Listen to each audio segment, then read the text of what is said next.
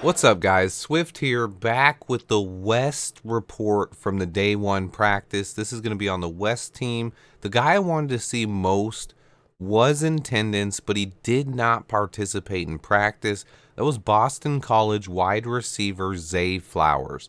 He interviewed and weighed in, did his measurables, but he was in sweatpants and did not participate on the field. Official measurements on Flowers were 5'9" and 182 pounds, so he has added a roughly 10 pounds, and I'm intrigued to see if he still is just as blazing fast. Zay Flowers is the only first-round wide receiver prospect in the East-West Shrine game. He's my favorite wideout attending the game, with A.T. Perry coming in second.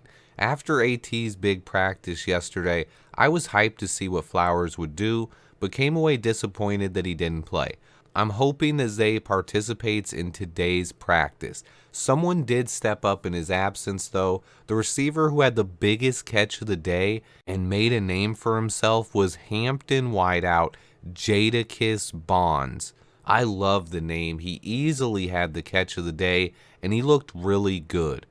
Also, Dallas Daniels, a receiver from Jackson State, he looked really quick and made some plays. I was also impressed with the size and physicality of Louisiana Lafayette wideout Michael Jefferson. That's the same school that Charles Tillman went to, and Jefferson comes in at 6'3", 222 pounds.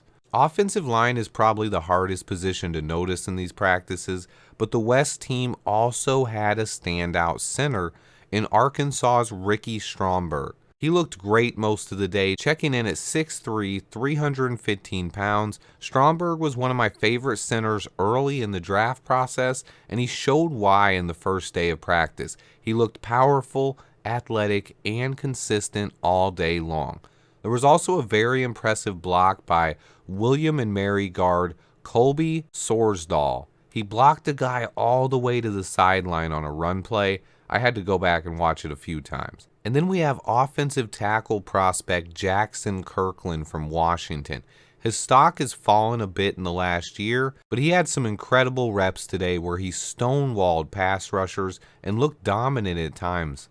He's 6'6", 322-pound, massive tackle prospect. He played a lot of left tackle, but I like him better as a right tackle. And then I can't say massive prospect without mentioning Arkansas's other lineman, Dalton Wagner. He checked in at 6'8", 321 pounds. He looked intimidating and showcased some power yesterday. On the defensive side of the ball, Haba Baldonado, an edge rusher from Pittsburgh, made himself some money. He looked dominant in one-on-ones, and he was a force in team drills. He's an athletic and explosive edge rusher who measured in at 6'3", 257. Also at edge, I was watching Florida's Brenton Cox Jr. He checked in at 6'3", 254, and he looked athletic and explosive as well. He was dismissed from Florida and hasn't played since October. It was good to see him back on the field. You could see his athleticism and twitchiness. And then we have a familiar name at defensive tackle that stood out to me a bit, Penn State's P.J. Mustipher. He's the brother of, yes, Sam Mustipher. He's 6'3", 315 pounds, and had a great practice at D tackle. He looked very quick and powerful and showed off some ability to pressure quarterbacks. Nobody really stood out to me at corner. I'll watch a bit closer today. At safety, I do love Florida's Trey Dean's movement skills. I've watched tape on him previously, and he's a guy I like. Also, I had another report from Joey and Logan on the day one West team practice. They liked wide receiver Demario Douglas, had excellent footwork, speed, and was hard to tackle. They also liked Michael Jefferson. He was a big guy, smooth mover with really good hands. I noticed the same things with Jefferson. And then the massive Dalton Wagner. He's big, strong, physical blocker.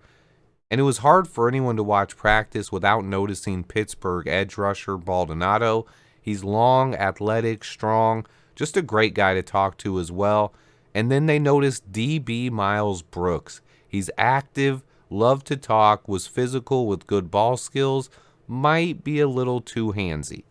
Appreciate those guys for another report. I'll drop their Twitter in the description again.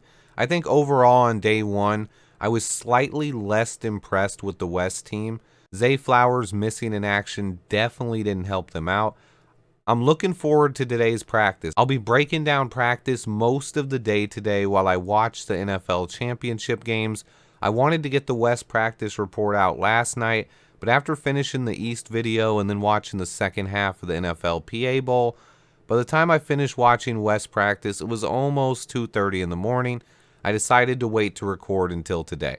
Also, quick note from the NFL PA Bowl, Lindsey Scott Jr. drove the team down the field for a game-winning field goal. It was good to see. Both him and Malik Cunningham looked impressive, but Scott did turn the ball over on a fumble. Overall, it was a fun game to watch, though, very close. Today we have NFL Championship Weekend. We find out who's going to the Super Bowl today. Both of those games should be good. For anybody interested, I think it's going to be Bengals and Eagles, but man, it's tough to count out Patrick Mahomes. I'll be breaking down the East-West practice from today. We're going to have the day 2 reports. Tomorrow will be day 3. And then on Tuesday, I'm going to start off the Senior Bowl coverage. The East-West Shrine Bowl is on Thursday night. The Senior Bowl is Saturday afternoon. I will most likely be live for the Senior Bowl next Saturday. Anybody who wants to stop by and hang out, that's going to be a big game. Luke Getsy's coaching it. The final rosters have been announced.